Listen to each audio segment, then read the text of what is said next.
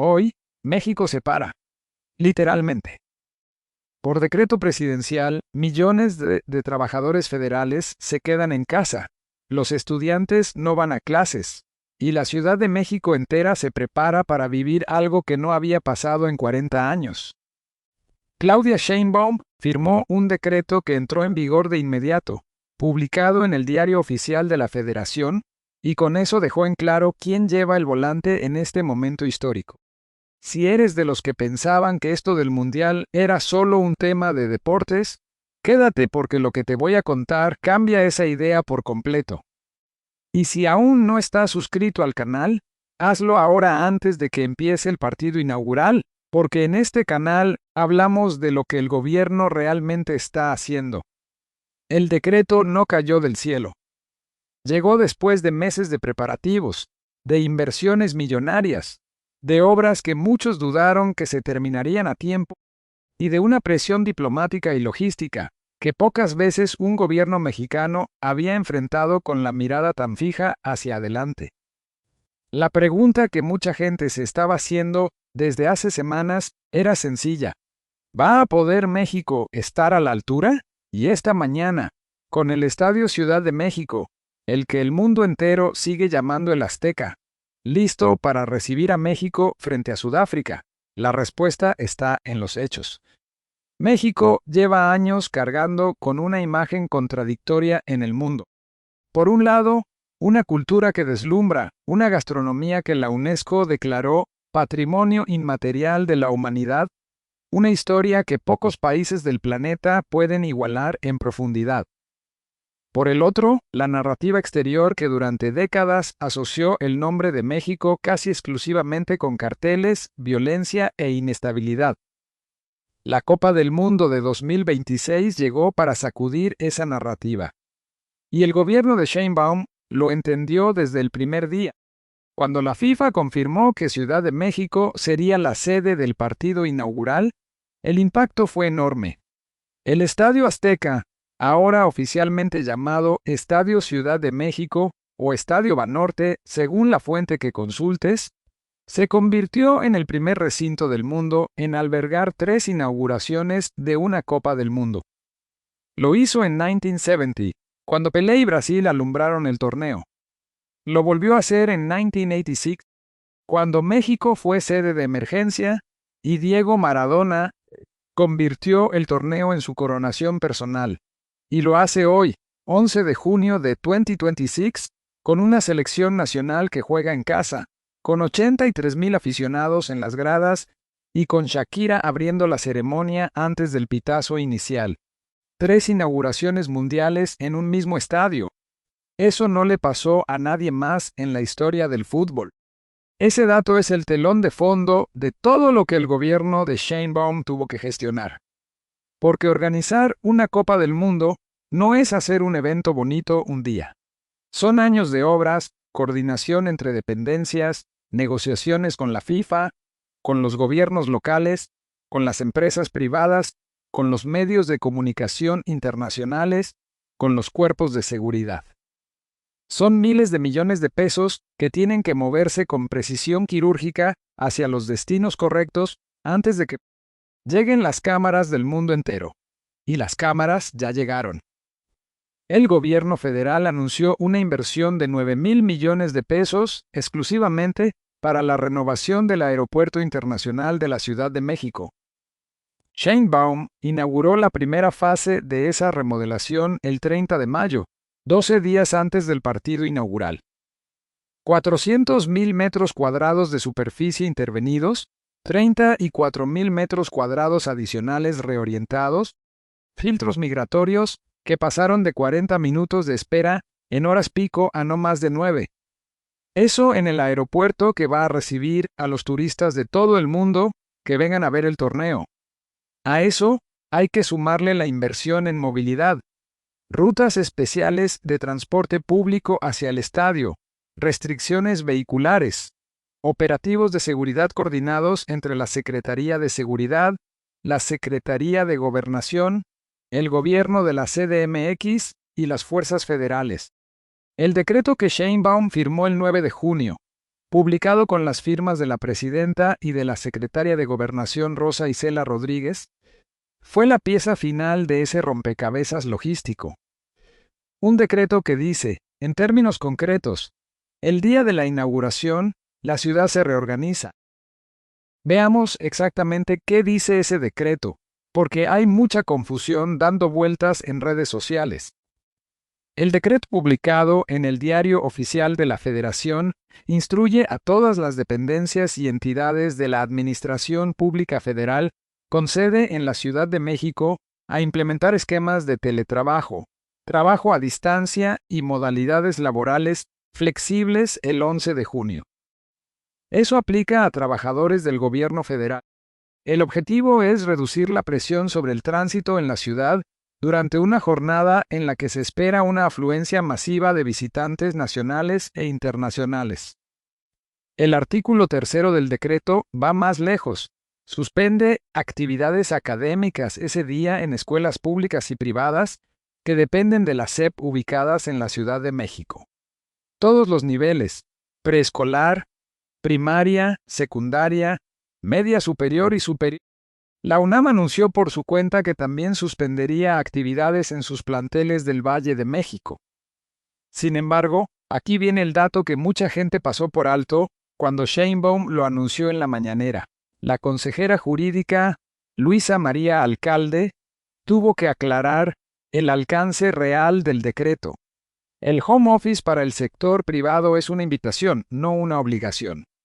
Las empresas privadas que puedan hacerlo están exhortadas a implementar trabajo remoto, pero los comercios, restaurantes, fondas, el sector manufacturero y los servicios que requieren presencia física siguen operando con normalidad. Los servicios esenciales, salud, seguridad, movilidad, telecomunicaciones, energía, agua potable, aduanas, no se tocan. La ciudad funciona. Lo que se busca es reducir el tránsito de oficinas administrativas para que las calles y el transporte público absorban mejor el movimiento de aficionados. Eso es planificación urbana inteligente. Y llega después de semanas en las que el gobierno de la Ciudad de México, encabezado por Clara Brugada, había prometido un día feriado que al final no se materializó como tal. La decisión final la tomó el gobierno federal, con un decreto que no requería esperar a la jefa de gobierno capitalina. Sheinbaum lo dijo claro en su mañanera del 9 de junio, el que tiene que ver con la producción, con el sector secundario, manufactura, servicios, ese no lo vamos a parar.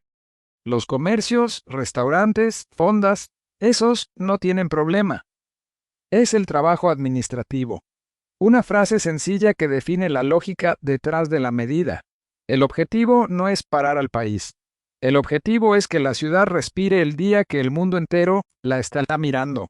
Y el mundo la va a estar mirando de verdad. La ceremonia de inauguración arrancó a las 11:30 de la mañana en el estadio.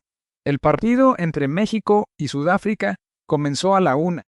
La apertura estuvo amenizada por Shakira y Burna Boy, quienes interpretaron Die Die, la canción oficial del Mundial creada en apoyo al Fondo Mundial de Educación para la Ciudadanía de la FIFA.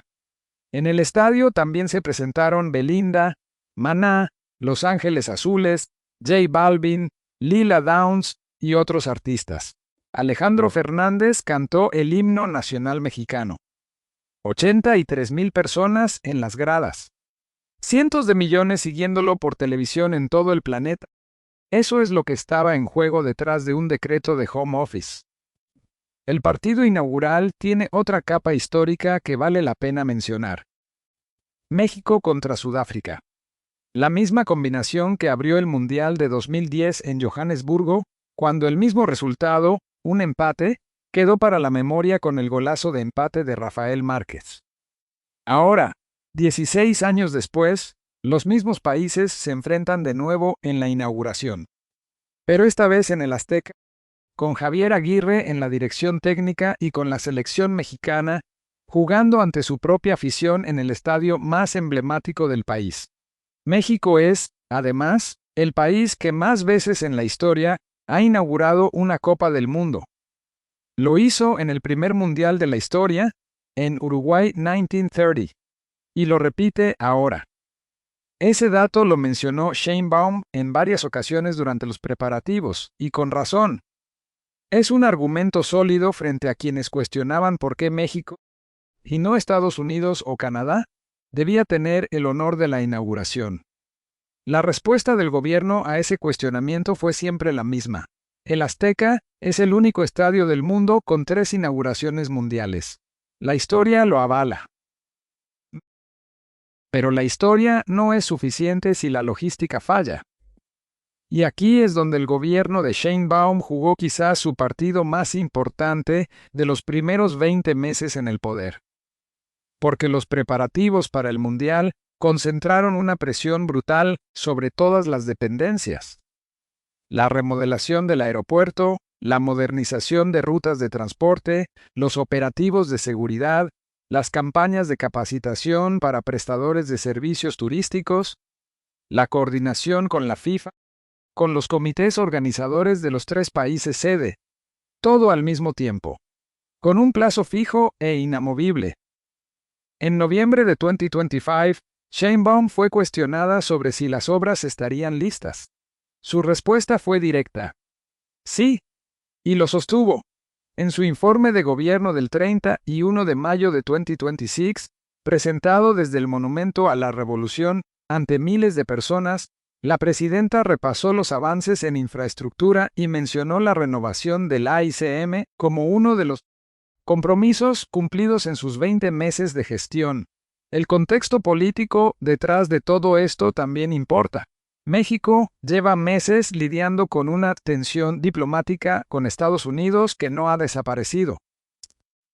Las presiones de Washington sobre el narcotráfico, las acusaciones contra funcionarios mexicanos, la amenaza de intervención territorial que el propio Trump llegó a verbalizar, todo eso siguió siendo parte del paisaje político mientras se organizaba el torneo. Sheinbaum ha manejado esa presión con lo que los analistas internacionales describen como cabeza fría, sin escalar, sin ceder soberanía, sin romper los canales de comunicación. Y ahora, con el Mundial abierto, México tiene un escaparate global que ninguna presión diplomática puede cancelar. Un torneo que pasa por Ciudad de México, Guadalajara y Monterrey, 13 partidos en suelo mexicano. Y la inauguración, aquí, hoy. Las críticas también existieron. Organizaciones de la sociedad civil de México, Estados Unidos y Canadá publicaron una carta reclamando al gobierno por las inversiones millonarias en infraestructura mundialista mientras se intensificaban las deportaciones y la crisis migratoria. El argumento: 2,000 millones de pesos en movilidad para las 3 ciudades sede, 100,000 agentes de seguridad desplegados para el torneo, mientras miles de deportados mexicanos y de otras nacionalidades enfrentan condiciones precarias. Esa tensión no desapareció con el inicio del campeonato. Está ahí. Y merece ser nombrada.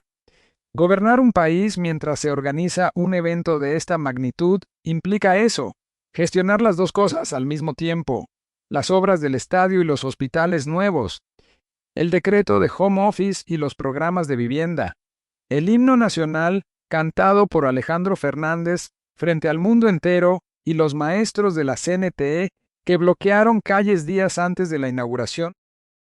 Sheinbaum lleva 20 meses navegando esas contradicciones. El Mundial no las resuelve, pero sí le da al gobierno un momento de proyección internacional que ningún otro evento podría ofrecer.